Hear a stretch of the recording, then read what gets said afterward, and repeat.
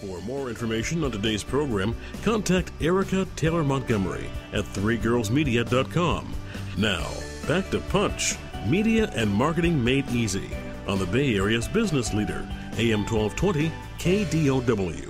Welcome back to Punch, Media and Marketing Made Easy on 1220 AM KDOW, the Wall Street Business Network, where we help you punch through the competition and deliver that total knockout with your PR, your marketing, your social media, and so much more. I'm your host, Erica Taylor Montgomery, and you can visit us online to get more information on today's topics on the Punch Marketing blog, as well as find the archives of all of our past shows at punchmarketing.biz. That's punchmarketing.biz. I'm your host, Erica Taylor Montgomery, and today's show is all about how to make you more money. Our current topic is how you can profit online, and our guest is Steve Olsher, who's an author, and his business is Bold Enterprises. You can find Steve online at steveolsher.com. That's steveolsher.com.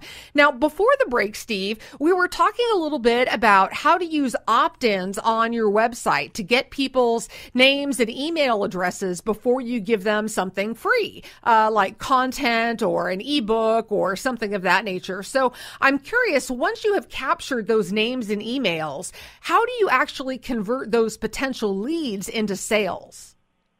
You know, it's really interesting because that's where a lot of people get stuck is they just can't quite figure out how to move past giving something for free and then getting to the point of asking the visitor, the potential customer, to pull out their wallets and actually pay them for something.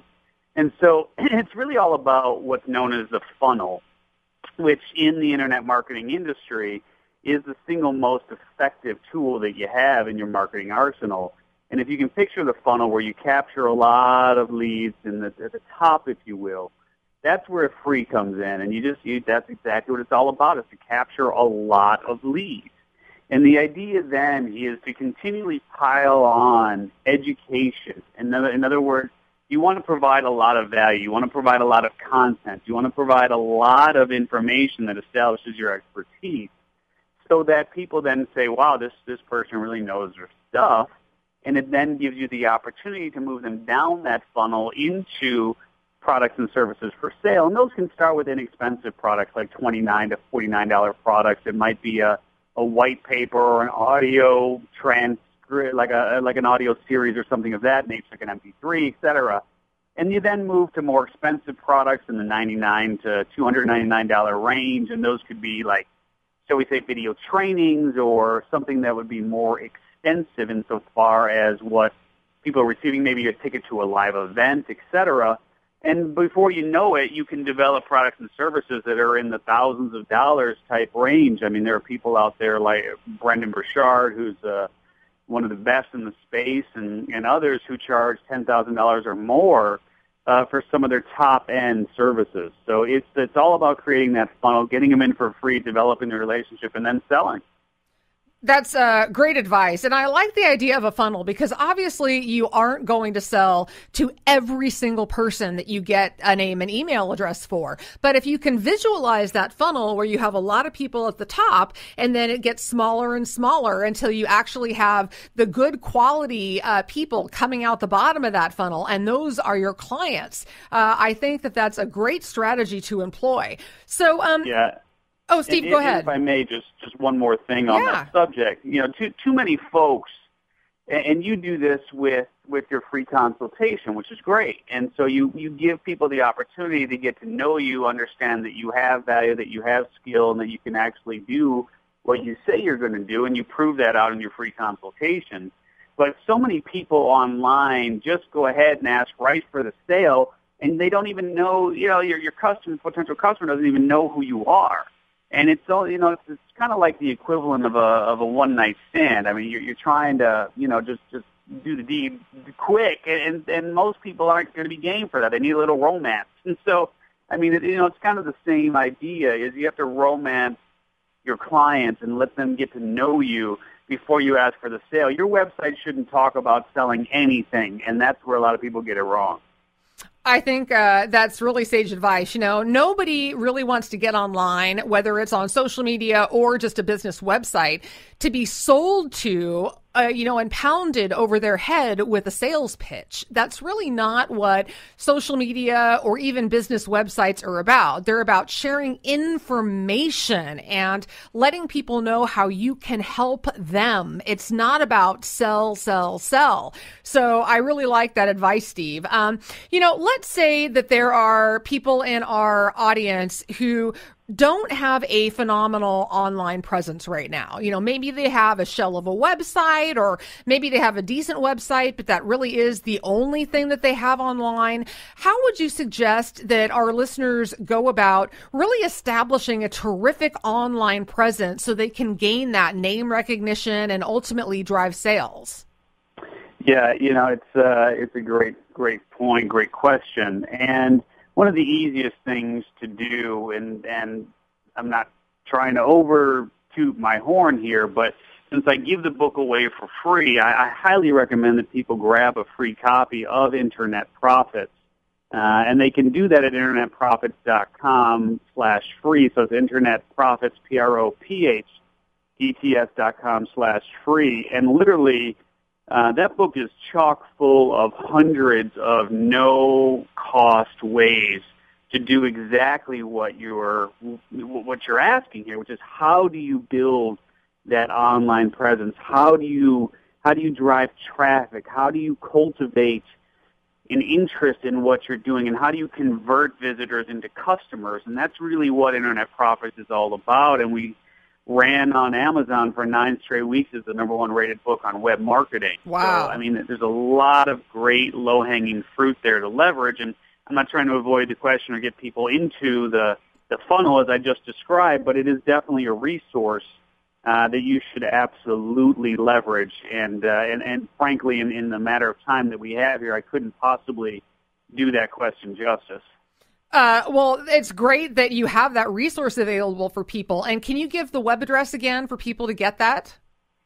Sure. It's Internet Profits. That's PROPH, as in the biblical sense, ETS.com. And then if you put a /free, you can literally grab that book for free, internetprofits.com/free. Terrific. Okay, so let's talk about other ways that online people can really up their ante and up their presence. And obviously, social media is really playing a huge role in the way that companies market themselves today. It's being used for everything from lead generation to customer service and so much more. So let's talk about how important you think social media is in order to actually profit online. I'm definitely one of those folks that kind of, I guess you could say I am anti the establishment from that standpoint. So it's not one of the tools that I really like. And only because most people don't understand how to leverage social media, and they look at it from basically the wrong perspective, which is if I spend a lot of time on social media and cultivate these relationships and post interesting things, then you're going to have that Kevin Costner mentality of if you build it, they'll come, and just all of a sudden you're going to have thousands of Twitter followers, and life is going to be magical, and you're going to sell products and services without thinking, and it just doesn't work that way.